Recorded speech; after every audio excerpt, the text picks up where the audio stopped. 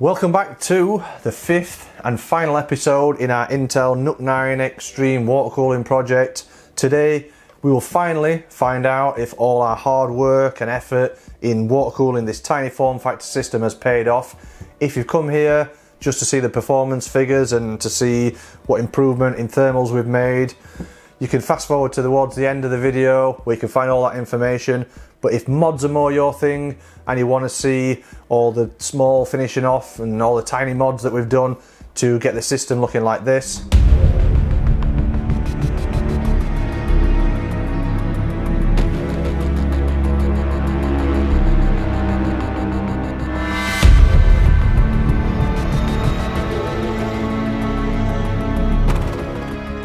then make sure you carry on watching. If you've been following the project over the last few weeks, you know we've come a long way. Last time out was case mods.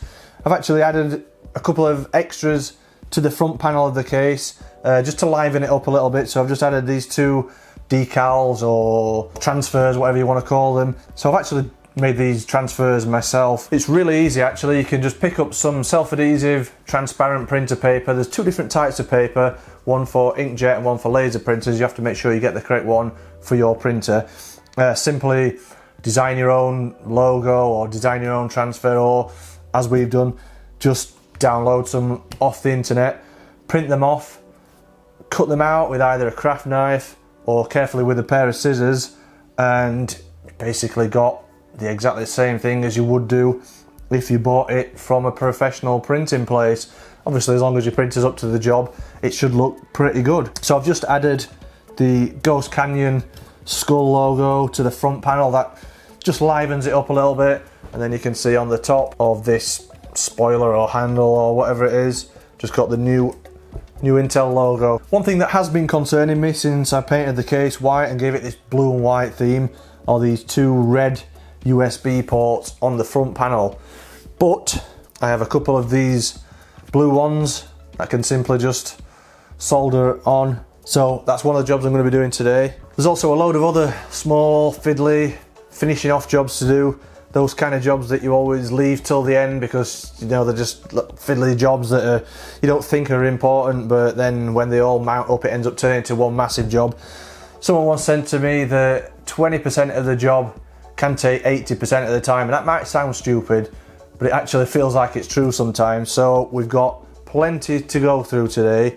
We have obviously desoldering and soldering those USB ports on. I have some cable mods to do to the pump. I need to get rid of these multicolored cables, change them for black ones. The plan is, instead of having a load of Molex connectors for the pump and for the lighting and everything else, I think what I'm going to do is just connect these directly to the power supply. So basically I'll be changing that for black wiring, cutting it down to a custom length, and then just connecting it directly into these ports on the power supply. I also need to sort that tack cable out as well. That needs to be black, and hopefully that is going to go to the fan header on the motherboard here, which is not needed anymore because that was for the stock fan on the stock cooler. I'm also going to make some custom lighting on the bottom of the case. I'm planning on putting a couple of strips to just give it a bit of a glow underneath.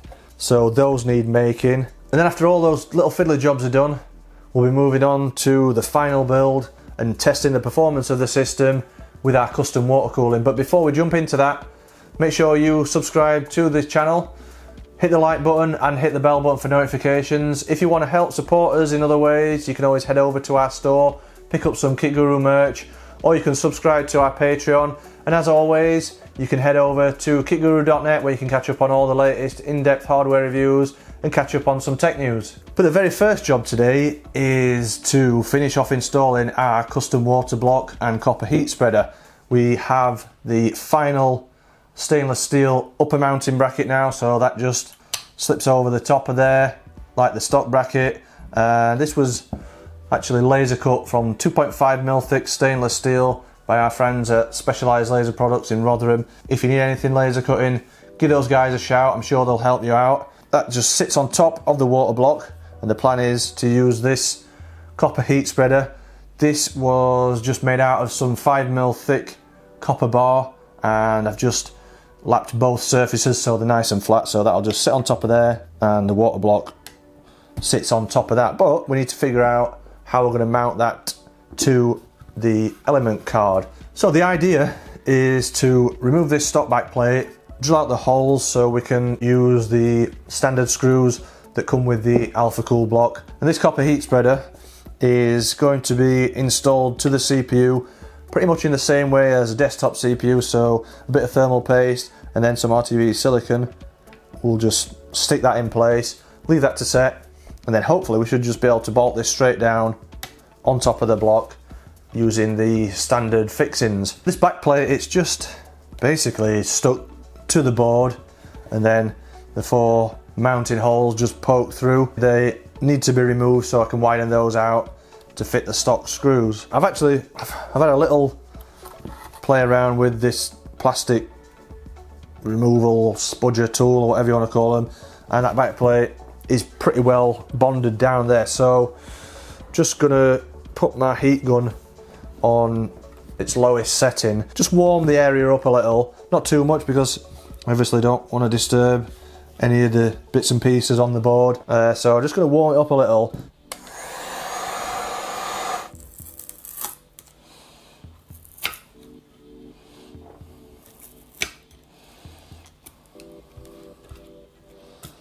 So that seems to have done the trick.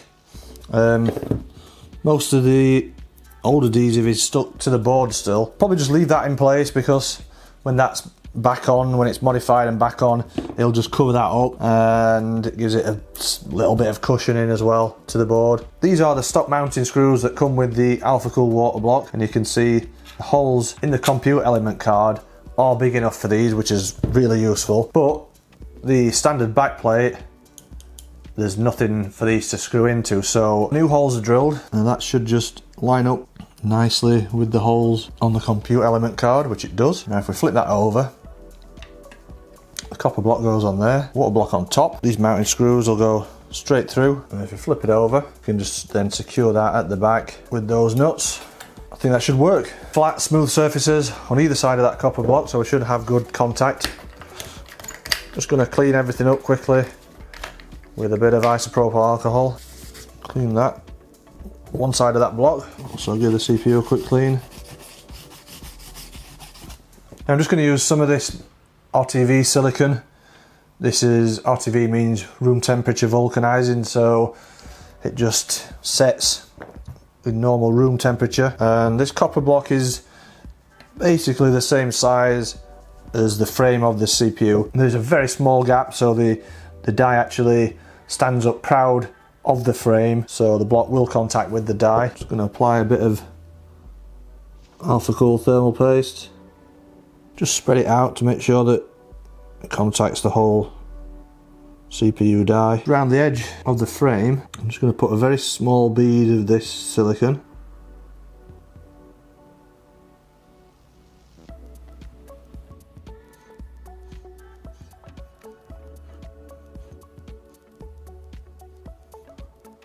Then place this on top, central as possible. Press it down so that it's definitely contacting with the die.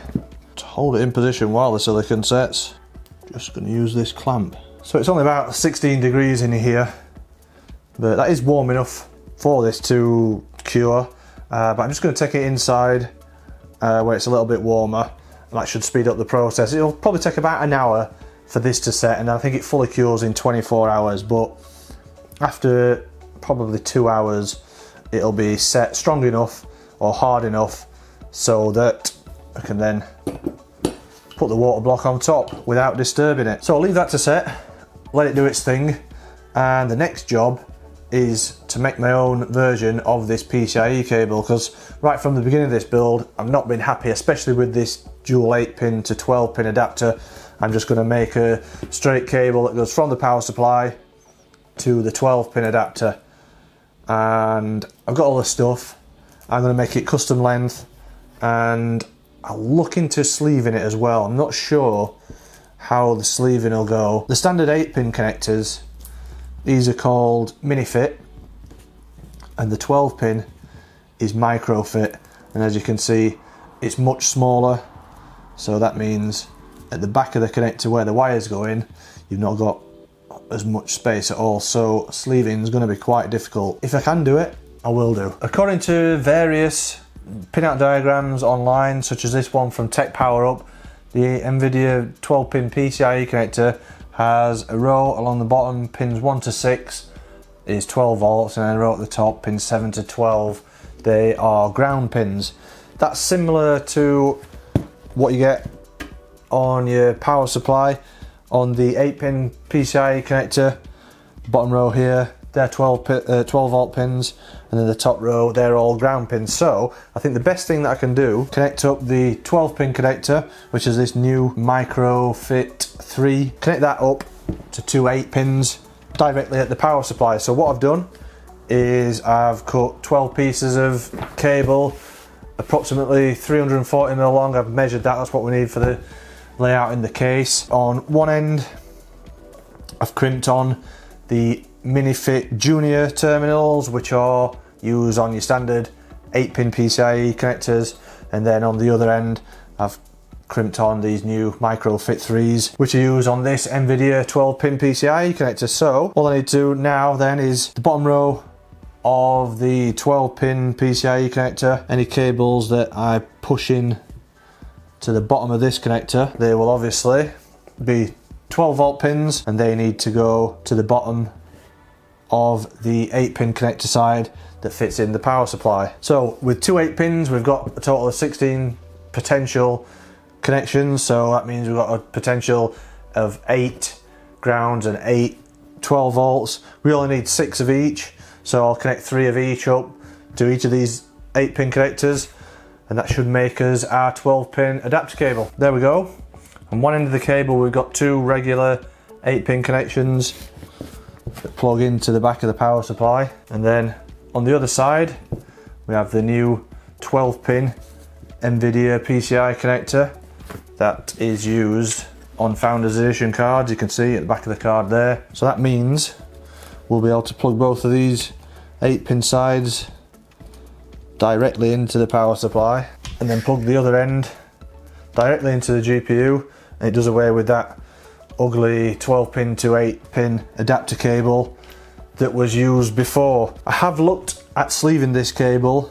It looks quite a bit more involved, or a bit more difficult than just sleeving regular cables with the larger connectors on. Potentially you could cut out the middle of this 12-pin cable and maybe then get some sleeve cables in there. To be fair, these won't look too bad really. The rest of the cables in the system are all black cables, so I think we'll just stick with these unsleeved cables for this project.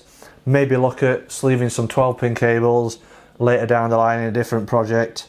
And I mean, there's no window panel on this NC100 case, so you don't really see into the system, so it probably isn't really worth sleeving the cables anyway, but that might be something we will look at later down the line. We'll leave that as it is for now and move on to something else. So the next thing to do is the cables on this pump, and I'm going to do these in a similar way to this 12-pin cable, and we'll have it so there's no Molex on here. Molex, it'll take up too much space inside the case, so I'm going to shorten this cable, and as I've done with this PCIe cable, I'm just going to plug this directly into the power supply. Pump removes from the res, and I've also just removed the top cover from the pump as well, and removing the top cover allows you access to the cable. So you can see there's a 12 volt, in the middle is the TAC cable, and then on the end is the ground wire. So we'll just desolder those, as we don't want to use these wires.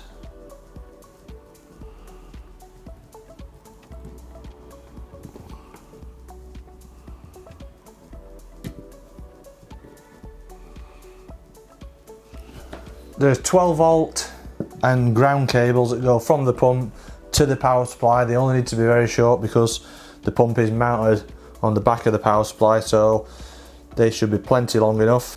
I'm going to strip the ends of these on both ends, one end for soldering, and on the other end I need to crimp one of the mini fit terminals that's used on the power supply side. So I'll just crimp those terminals on first. You've probably seen me do this before. Just use this crimp tool, put the terminal inside the tool, and put the wire in. And that just crimps it on. Crimp both of these wires. So they've got terminals on to go to the power supply side. And then the other side of those wires, they just need to be resoldered back on. Just tin this bit of wire with some solder first.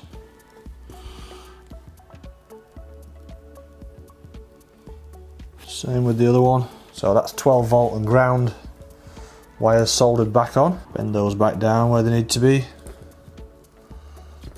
So for the tack signal wire, this is the cable from the stock fan from the element card, and this is actually a PWM fan, and it has a tack cable, exactly what we need for this pump. So pin number 2 on here, which is the second one in, is our tack wire. So all the other wires can be taken out of this connector. So I'll just do the same as I did with the 12 volt and ground wire, just tin that wire and then solder it in the spot where the original tack wire was. And then in theory, the tack cable should connect up to the compute element card, and we should be able to adjust the pump speed in the Intel BIOS. Other than making some custom lighting strips for some underglow lighting on the bottom of the case, that is basically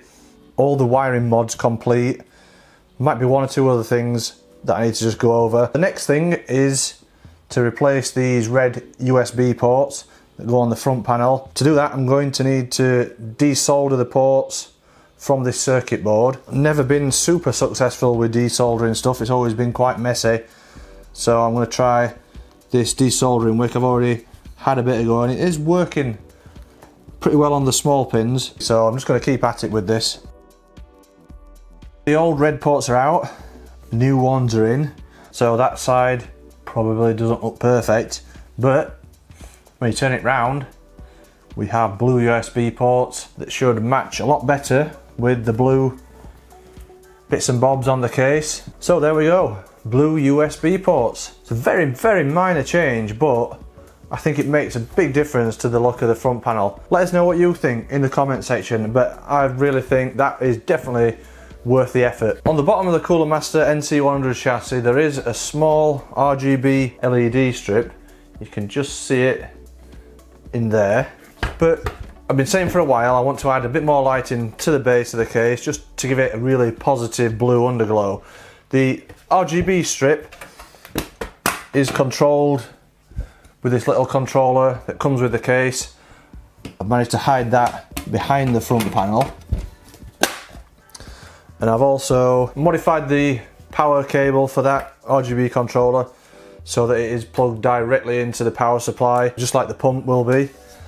So for the lighting that's going to be added to the bottom of the case, I've just cut 2 blue LED strips at 200mm long. These are not RGB strips, these are just plain blue strips. I need to solder some wires to these, so obviously these are 12 volts, so they need 12 volt and ground wires soldering to them, and I've just crimped on the ends just the mini fit terminals so that I can connect these directly up to the power supply like everything else will be. So solder the wires to the terminals, pop a bit of heat shrink wrap over the soldered joints and shrink that down using a lighter.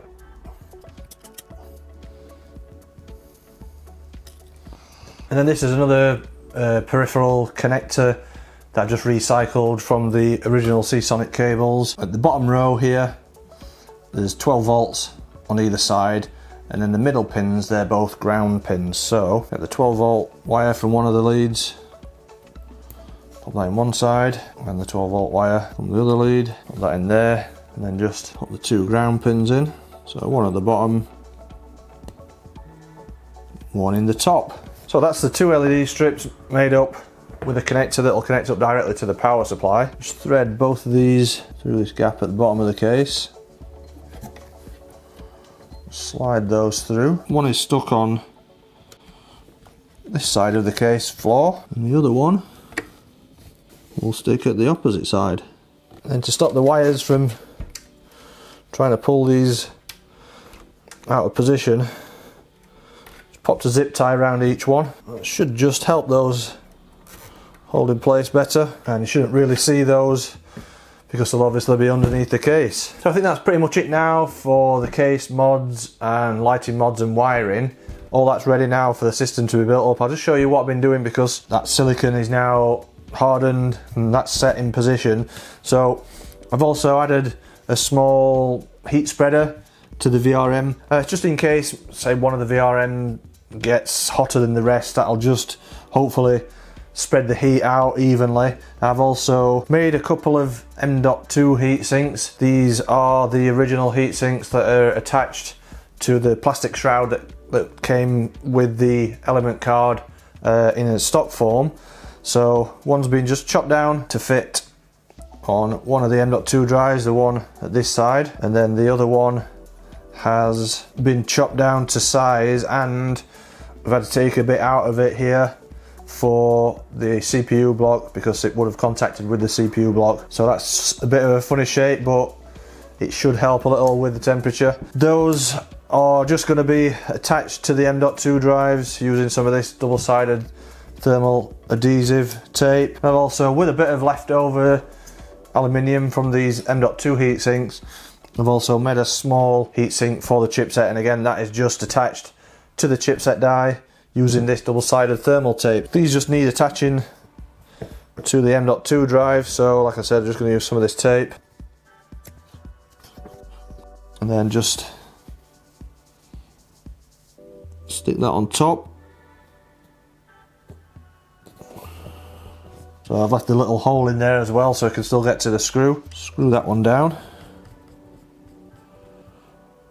Same again for the other one, but we'll just need a bit more cutting out of it, this one. And then just cut the excess off the sides. And screw that one down.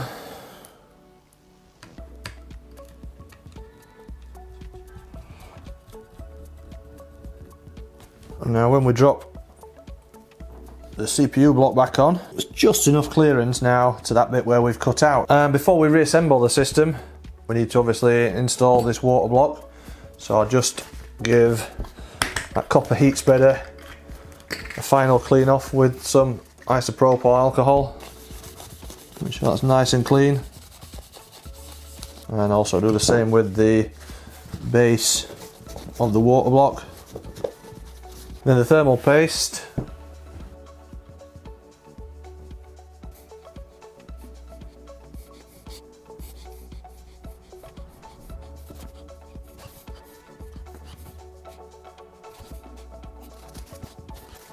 Now we can fit this water block for the final time.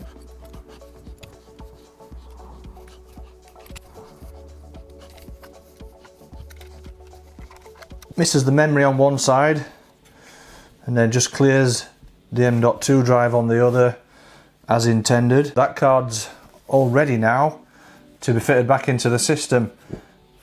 Let's build the system up for the final time.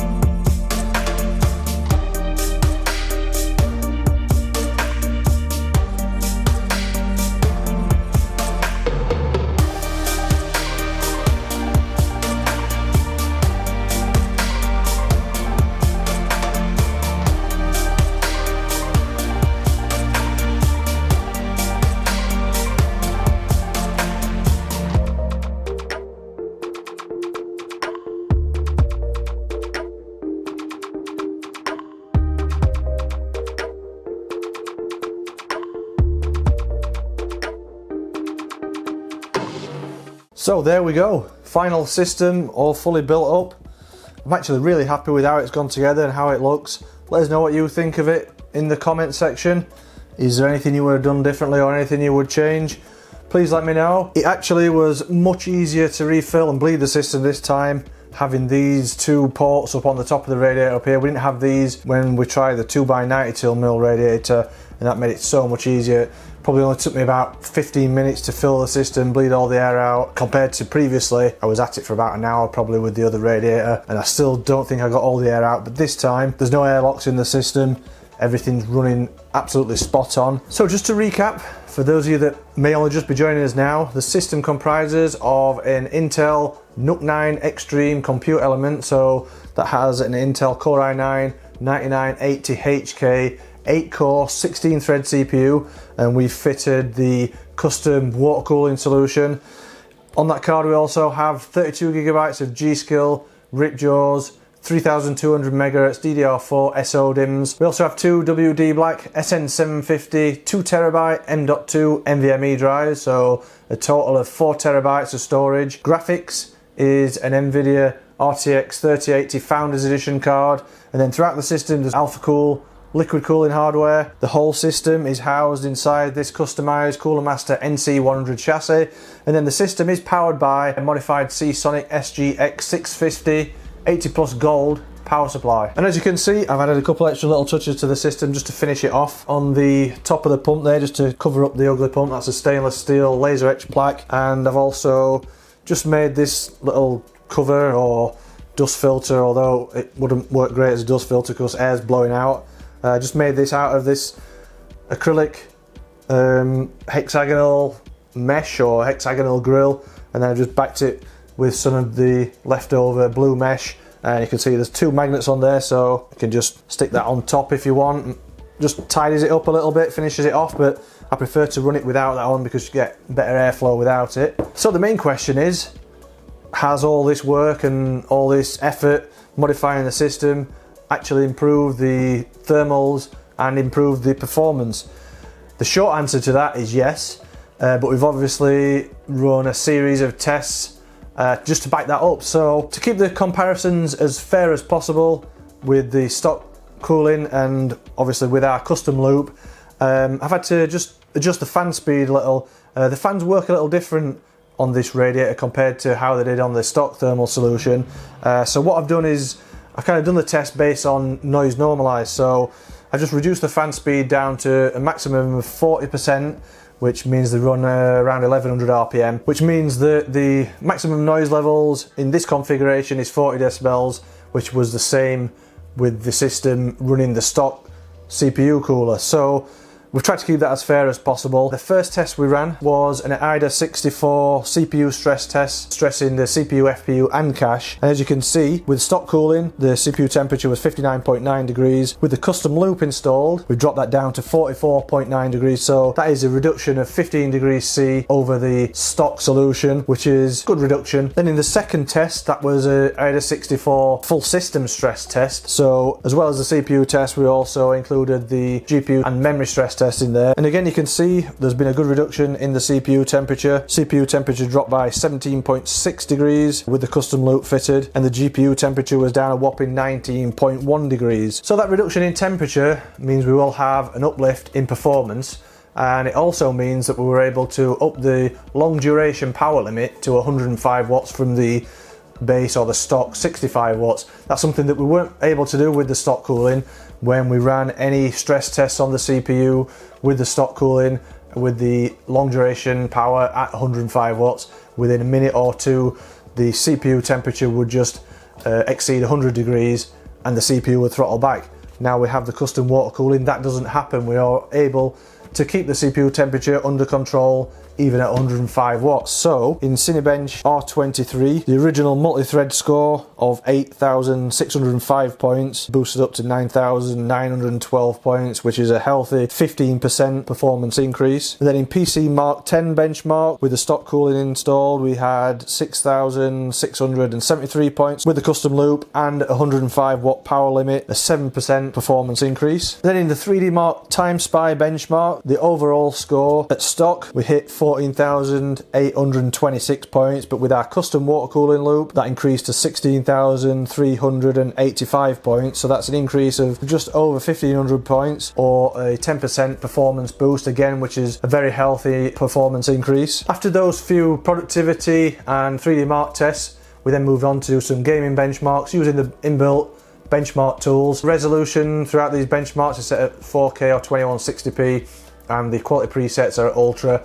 We've measured the average FPS during the benchmark, and we've also added in a different section. So we've added in the 105 watt power limit plus a GPU overclock of 100 megahertz on the GPU core and 500 megahertz on the memory. In an older title such as Deus Ex Mankind Divided at 4K ultra preset, we saw a performance boost of 10%. In a fast-paced competitive multiplayer Rainbow Six Siege, again at 4K 2160p resolution with stock cooling, average FPS was 254. With the custom loop installed, you see that climb up to 267 FPS, and then with the 105 watt power limit and the GPU overclock, we saw overall performance increase of 9.5%. Then in a much newer title, Watch Dogs Legions, again running at 4K or 2160p resolution and ultra preset, we see an average FPS performance increase of 5.5%. Now that's not as noticeable as the other games, but still a 5% increase at 4K. It just helps you to maintain that 60 FPS that you're trying to target. So overall, I'm really happy with how the system's turned out. I like the look of it. I would have been a bit happier if we could have fitted this radiator inside, but that just simply wasn't possible. I do like how everything else looks inside the system. I think everything fits in reasonably well to say how much space we've got. I like the addition of the blue lighting. That just helps give it a nice little glow from underneath. And I also think the little decals and little finishing off touches we've done has also improved the look of the system no end. And I do like this white and blue theme. I am a fan of white cases. And I really like how that looks. And like I said, if you want to just finish the top off, you can stick that white and blue mesh dust filter thing on top as well. The looks I'm happy with. Performance, I can see there is a real benefit of fitting water cooling to this system, whether it's productivity or gaming. We've seen increases from 15% in productivity and then up to 10% in games. So it probably was worth all the effort, and overall I'm really chuffed with how it's turned out. So let us know what you think to this in the comments section. Have you enjoyed watching the project? Do you think that all the effort of water cooling the system is worth it for the performance increases we've seen? Would you be interested in building a small form factor system like this? Would you build a NUC system using one of these compute element cards, or would you prefer to build a mini ITX system? I really like this compact design. I mean, it's not really any bigger than modern consoles, and performance wise it should be at least on par. Maybe it may even outperform the new Xbox and the new PS5 as well. I'm a big fan. I do really like this small form factor, and as we've proved, it's great for productivity, and it also should make a very, very capable gaming system. So that's it for this series. This is where this project comes to an end. If you've enjoyed watching, make sure you subscribe to the channel and also hit the like button and hit the bell button for notifications. If you want to help support KitGuru, you can head over to our store and pick up some merch, or you could subscribe to our Patreon. And as always, KitGuru.net is there for all your in-depth hardware reviews and to catch up on some tech news. And if you want to get in touch with us, you can do through Facebook, Instagram, Twitter, and through our Discord channel. Thank you for watching this series, guys. I hope you've enjoyed it. I've been James for KitGuru. I'll catch you in the next one.